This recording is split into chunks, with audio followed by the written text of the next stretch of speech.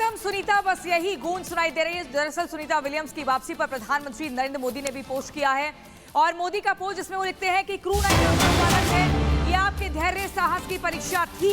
सुनीता का अटूट दृढ़ संकल्प लोगों को प्रेरणा देगा। जिस तरीके से वो डटी रही, अड़ी रही, हिम्मत नहीं हारी और उसके बाद 9 महीने बाद वो अपने वतन लौटी हैं, तो ये वाकई बाकी और लोगों के लिए एक प्रेरणा का स्रोत बनेगा। सुनीता विलियम्स की वापसी पर प्रधानमंत्री नरेंद्र मोदी ने पोस्ट करते हुए क्रू 9 आपका स्वागत है, इस तरह से सबसे पहले पहली लाइन में यही लिखा और उसके बाद जमकर तारीफ भी की। जिस तरीके से दृढ़ संकल्पित रही सुनीता विलियम्स, कहते हैं कि ये आपके धैर्य और साहस की परीक्षा थी, एक लंबी परीक्षा थी। सुनीता का अटूट दृढ़ संकल्प लोगों को प्रेरणा देगा। और आपको मैं बता दूं 17 घंटे की बाद ये लैंडिंग, सुरक्षित लैंडिंग हो पाई है। भारतीय समय अनुसार 3:27 का समय था। 9 महीने से लगातार स्पेस में थी सुनीता विलियम्स, लेकिन अब जमकर स्वागत हो रहा है। तो भारतीय मूल की अंतरिक्ष यात्री सुनीता विलियम्स और उनके तमाम जो साथी हैं अंतर्राष्ट्रीय अंतरिक्ष स्टेशन से सफलतापूर्वक पृथ्वी पर लौट आए हैं। कैसी रही सुनीता की पूरी यात्रा, धरती पर वापसी, इस रिपोर्ट में दिखाते हैं। Undock and occurring right on time at 12:05 a.m. And splashdown. Crew 9 back on Earth. Oh, dolphin cam back again. We get closing again with the astronauts too. जिस तस्वीर का इंतजार पूरी दुनिया पिछले 9 महीने 14 दिन से कर रही थी, वो तस्वीर आ गई है। None other than Sunny Williams. Big smile, big waves. अंतरिक्ष की परी की धरती पर वापसी हो गई है। प्रकृति ने साथ दिया, साफ आसमान, शांत समंदर ने सुनीता समेत चारों एस्ट्रोनॉट्स का दिल खोलकर धरती पर स्वागत किया। भले सभी एस्ट्रोनॉट्स हंसते मुस्कुराते नजर आए, लेकिन लैंडिंग से पहले पूरी दुनिया की सांसें थम सी गई थी, धड़कनें तेज थी, डर था। लेकिन तभी सुबह 3:20 पर ड्रैगन कैप्सूल नजर आया। फिर 3:24 पर 2 पैराशूट खुले। धरती पर आता ड्रैगन कैप्सूल नजर आया और 3:25 पर चारों पैराशूट खुल गए। सुबह 3:27 पर स्पेस एक्स यान ने फ्लोरिडा के समंदर में स्प्लैश डाउन यानी टचडाउन किया। यान जैसे ही समंदर में लैंड हुआ, वैसे ही नासा की टीम उसे सुरक्षित क्रूज पर लेकर आई। इस दौरान डॉल्फिन भी यान का स्वागत करते नजर आई।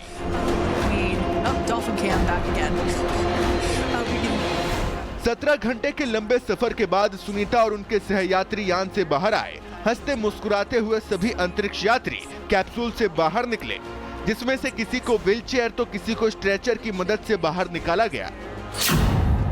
अंतरिक्ष यात्री सुनीता विलियम्स 286 दिन बाद पहली बार पृथ्वी की गुरुत्वाकर्षण शक्ति महसूस करते हुए ड्रैगन कैप्सूल से बाहर आईं। उनके साथ एस्ट्रोनॉट बुच विल्मोर, क्रू 9 के 2 और एस्ट्रोनॉट अमेरिका के निक हेग और रूस के अलेक्जेंडर गोर्बुनोव भी वापस आए। सुनीता और उनके सह अंतरिक्ष यात्रियों ने 19 घंटे यान में बिताए। सुबह 8:15 पर हैच क्लोजिंग यानी ISS और ड्रैगन के दरवाजे बंद हुए। सुबह 10:15 पर अनडॉकिंग यानी ISS से यान के अलग होने की प्रक्रिया शुरू हुई। सुबह 10:35 पर ड्रैगन कैप्सूल अलग होकर धरती की ओर बढ़ा। रात 2 बजे स्पेसशिप धरती के वायुमंडल में दाखिल हुआ। रात 2:41 पर ड्रैगन के सोलर पैनल अलग हुए। कक्षा से उल्टी दिशा में यान का इंजन फायर किया गया। सुबह 3:27 पर समंदर में सुरक्षित लैंडिंग हुई। और इसी के साथ दुनिया की सबसे बड़ी अंतरिक्ष रिसर्च एजेंसी नासा और एलन मस्क के स्पेसक्राफ्ट का ये मिशन पूरा हो गया। Bureau report, Republic Bharat. और अब अगली खबर नागपुर से आपको बताते हैं। नागपुर हिंसा में पुलिस के FIR से बड़ा खुलासा हुआ है। NDP नेता फहीम और शमीम खान ने भीड़ जुटाई थी। 500 लोगों की भीड़ जुटाई गई थी। ये बड़ी खबर आपको बता रहे हैं। FIR से कई बड़े और खुलासे भी हो रहे हैं कि महिला पुलिसकर्मियों के साथ छेड़छाड़ का प्रयास भी किया गया था। लेकिन MDP नेता फहीम और शमीम खान ने भीड़ जुटाई थी। फहीम खान ने करीब 500 लोगों को जुटाया था। ये एक बड़ा खुलासा हुआ है। नागपुर के गणेशपेट पुलिस स्टेशन में दंगाइयों के खिलाफ एफआईआर भी जो दर्ज हुई है, उसमें कई और चौंकाने वाले खुलासे भी आ रहे हैं। कश्मीर स्टोन पेल्टिंग पैटर्न भी देखा गया है। जिस तरीके से दंगाइयों ने पत्थर फेंकने का काम किया, वो ऐसा लग रहा था कि कोई पहली बार ये पत्थरबाजी नहीं कर रहा है, बल्कि काफी तजुर्बा है। और ये भी पता लग रहा है कि महिला पुलिसकर्मियों के साथ भी छेड़छाड़ की गई। आप देखिए, आपको बता दें कि हिंसा का जो मास्टरमाइंड है, क्या फहीम है, इसको लेकर भी अब सवाल खड़े हो रहे हैं। ये दो तस्वीरें हम आपको दिखा रहे हैं, थाने पर भीड़ जुटाई गई, और दूसरी तस्वीर, क्या फहीम ने ही हिंसा को भड़काने का काम किया? क्या फहीम के इशारे पर ही इतनी भारी भीड़ जुटती है, हाथों में पत्थर ले आती है? कुछ जगह तो लोगों का ये भी कहना है कि तलवार लेकर भी लोग आए, लाठी डंडे लेकर आए। इसके अलावा पेट्रोल बम का भी इस्तेमाल किया गया। पेट्रोल पंप पर पहले से बड़े बड़े मोटे पत्थर भी रखे गए थे। तो क्या ये सब कुछ सुनियोजित था, जैसा कि बीजेपी के और शिवसेना के तमाम नेता इस तरह का आरोप लगा रहे हैं? लेकिन एफआईआर में जो बातें सामने आ रही हैं वो वाकई चौंकाने वाली हैं, क्योंकि सबूतों के आधार पर ही ये सब कुछ सामने आ रहा है। लेकिन फहीम, जिसको आप टीवी स्क्रीन पर देख रहे हैं, ये एमडीपी नेता है, और फहीम शमीम खान पर ही बड़ा आरोप है कि इन्होंने ही भीड़ जुटाने का काम किया था।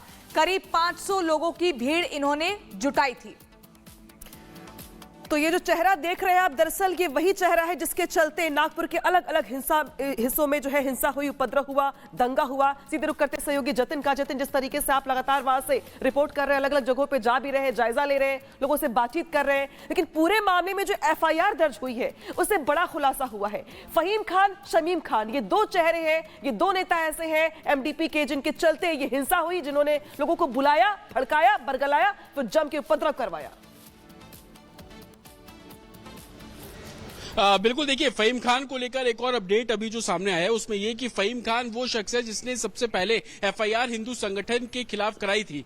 इस एफआईआर में बोला गया था कि इस विरोध से हिंसा जो है वो भड़क सकती है, लेकिन बाद में यही फहीम खान एक तरीके से डिस्क्रिप्शन उस एफआईआर को जब आप पढ़ेंगे तो इसी फहीम खान पर एलिगेशन लग रहे हैं कि 70-80 लोगों की भीड़ लेकर वो शाम को 4 बजे इकट्ठा होता है। इकट्ठा इसी जो चिटनिस पार्क चौक है, जिस पर मेरी मौजूदगी है, मेरे अगर वीजा आपको तस्वीरें दिखाए, यहीं पर इकट्ठा होता है। 60 से 70 लोगों की जो उसकी भीड़ उसके साथ यहां पर पहुंचती है, और उसके बाद वो लोगों को रेडिकलाइज करता है, लोगों को बरगलाता है। जो अफवाह जिसका जिक्र लगातार पुलिस प्रशासन कर रहा है कि अफवाह फैलाई गई और उसके बाद हिंसा जो है वो करवाई गई, वो यहीं से शुरुआत होती है, इसी चिटनिस चौक से शुरुआत होती है। और जिस मस्जिद को लेकर अब लगातार चर्चाएं की जा रही है और पुलिस इन्वेस्टिगेशन का भी हिस्सा है कि मस्जिद में नमाज पढ़ने आए लोगों को कैसे इस भीड़ का हिस्सा बनाया गया, मस्जिद में नमाज पढ़ने आए लोगों को किस तरीके से बरगलाया गया। और जब इस चौक पर 60 से 70 लोगों की भीड़ इकट्ठी थी तो लोगों के बीच में बातचीत का एक सिलसिला शुरू होता है कि आखिरकार इतनी भीड़ क्यों इकट्ठी हो रही है। और ये शिवाजी चौक से महज 300-400 मीटर की दूरी पर, और जैसे ही लोग नमाज अदा करके जो मस्जिद आप देख रहे हैं इसी चिटनिस पार्क पर मौजूद है, महज 10 कदम की दूरी है। आप ऊपर ये अंडर कंस्ट्रक्शन फ्लाईओवर देख रहे हैं, और इसी अंडर कंस्ट्रक्शन फ्लाईओवर के नीचे की तमाम तस्वीरें सबने देखी कि कैसे हिंसा हुई। लेकिन इस मस्जिद से जब शाम की नमाज अदा करने के बाद लोग बाहर आते हैं, 4 बजे जो भीड़ 70 से 80 लोगों की थी, लेकिन नमाज अदा करने के बाद वो भीड़ तकरीबन 150 से 200 की हो जाती है। और जब नमाज अदा करके लोग बाहर आते हैं, वो भी चर्चा का विषय बनते हैं कि आखिरकार इतनी भीड़ क्यों। यहीं से ही रेडिकलाइज करने का काम शुरू किया जाता है, और यहीं से ही और भीड़ जो इकट्ठी हो। और एफआईआर को जब आप पढ़ेंगे तो 51 नामजद लोगों के खिलाफ एफआईआर है। जब एक और सवाल बड़ा है, जब पुलिस की एफआईआर ये साफ तौर पर बता रही है, नंबर दे रही है कि 500 लोगों की भीड़ जुटाई है फहीम और शमीम खान ने, ये तरीका क्या अख्तियार किया था? क्या कोई व्हाट्सएप ग्रुप बना हुआ था, उस पर मैसेज दिया जाता है, किसी कॉल के जरिए, या किसी और व्यक्ति को जिम्मेदारी दी थी? क्योंकि 500 एक बड़ा नंबर है, 500 लोग एक जगह एक साथ आ जाते हैं, ये तरीका क्या अख्तियार किया गया था?